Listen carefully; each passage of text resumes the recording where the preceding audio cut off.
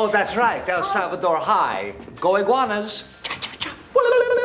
Welcome to MsMojo, and today we're counting down our picks for Matthew Perry's most memorable roles in feature films, both theatrical and made-for-TV. Fate? No. No, I think it was more of a bladder thing. Number 10, Fred Roberts, A Night in the Life of Jimmy Reardon. The late River Phoenix headlined this coming-of-age drama as the titular Jimmy Reardon, but it also marked Perry's film debut. You've caught another venereal disease. No, it's something else. Perry plays Fred, a wisecracker who's constantly loaning his best friend money, can be awkward around the ladies, and knows how to rock a vest. Even 6 years before Chandler Bing, Perry was planting the seeds for that character. As Fred, Perry brings what would become his signature sarcasm to the role, scoring some of the film's wittiest one-liners despite not having the most screen time. Shit, you make most of that stuff up. Helped you win back Denise, didn't it? Not the same thing. Although Fred breaks things off with the selfish Jimmy, Perry developed a genuine friendship with Phoenix on set. Making this film, Perry wrote that he, quote, fell deeply in love with acting, helping to solidify his career path. I don't have to drive past to get my kicks. Number 9, Joe Tyler, Serving Sarah. In his memoir, Perry revealed he wasn't especially proud of Serving Sarah, which halted production during his stay in rehab. If I'm not out in 60 seconds, send in your boys. Okay, Joe. Perry's struggles were apparent to co-star Elizabeth Hurley, who reflected, quote, he was still very charming and a lovely person to work with, but you could see he was suffering for sure. Here's what you don't understand. I've already told them that I served you, okay? So if I flip it and tag your husband, my reputation will be shot. While not a masterpiece, we have a soft spot for this road trip rom-com primarily because its leads are so well cast. Perry as a cynical process server is a natural fit, while Hurley delights as a spoiled yet street-smart socialite. Although even Joe acknowledges that he's a loser, Perry infuses the role with such endearing energy that we can't help but root for him. He is one process server we looked forward to seeing. You wanna have sex again? Yeah. Number 8, Mory Tanager, Birds of America.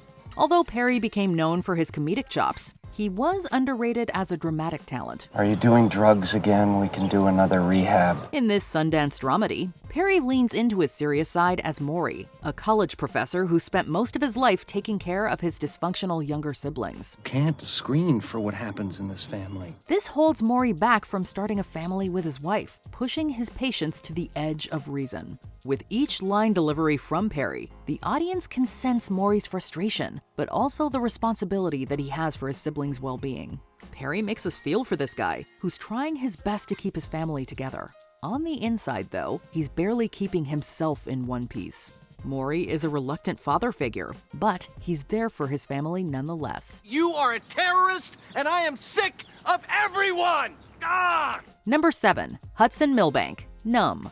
The rom-com genre suited Perry like a glove, but Numb stands out as one of the most unique examples from his filmography. No, you're okay. That's just a family of squirrels. Can I get you anything? Inspired by writer-director Harris Goldberg's experiences living with depersonalization disorder, the film stars Perry as a screenwriter who becomes withdrawn from the rest of the world. It's like when I feel anxious, which is all the time, my relationship with reality is all screwed up. Upon receiving his diagnosis, Perry's Hudson attempts to connect with others, although he's often at odds with himself. Perry delivers one of his most physically impressive performances as a man who feels as if he's not living in his own skin.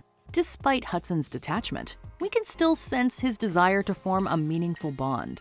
Before he does that, though, Hudson must accept himself. Goldberg was proud of Perry's performance, calling him his Gregory Peck. And when I said your name, it would always sound safe. Number 6, Oscar Novak, 3 to Tango. As the title suggests, this rom-com centers on a love triangle with Perry's Oscar caught in the middle. Oh, yeah. I'm a huge fan. I used to have that poster of you. Did I say penis back there? Oscar is head over heels for Neve Campbell's Amy, who is involved with his boss, played by Dylan McDermott. Making matters more complicated, both think that Oscar is gay, snowballing into a lie that spirals out of control. Will you excuse me for a second? Sure.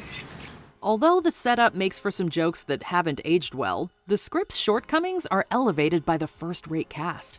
Campbell is a quintessential girl next door, while Perry summons empathy for a character who could come off as problematic, but ultimately learns to be more honest with others and himself. The truth is, I'm in love with somebody else.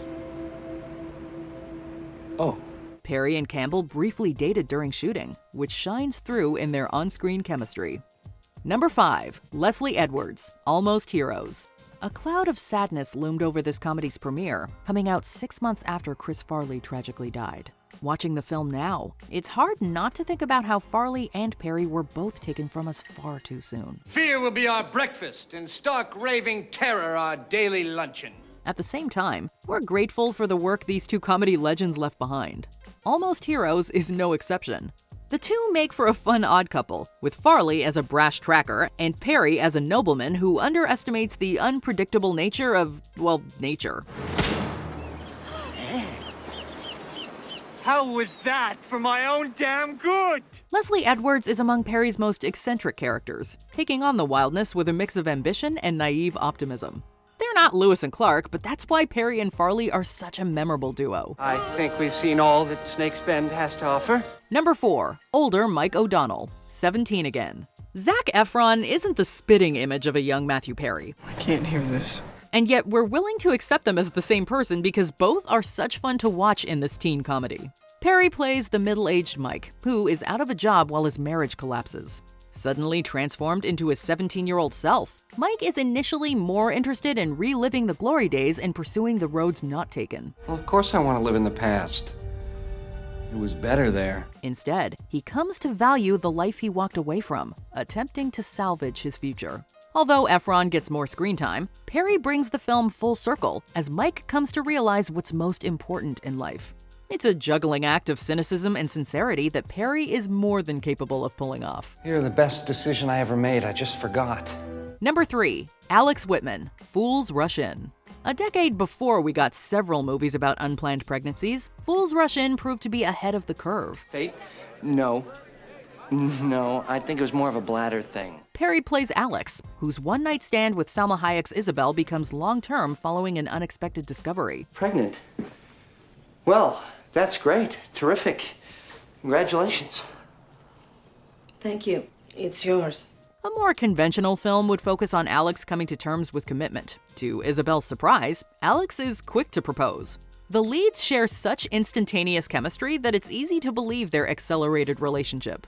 Since marriage came first, though, Alex and Isabel must work backwards as they learn about each other's families and desires. Calling this, quote, probably his best movie, Perry gives one of his most mature performances as a man trying to balance the life he always wanted and the one he never knew he wanted. You lied to me, so I lied to you!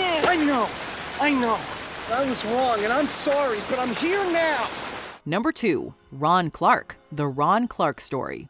Perry leads this TV movie as Ron Clark, a teacher who touched the lives of numerous students that the system had already given up on. And when you light a candle, it symbolizes that we are joined together. While the script has a few witty one-liners, Perry otherwise gets to play against type in one of his most dramatic roles. He shines as an inspirational educator who unifies the classroom with a blend of humor, understanding, and tough love when it's necessary. Because I would miss your glowing personality. The film isn't a complete portrait of Clark's life, notably giving him a female love interest when in reality he's openly gay.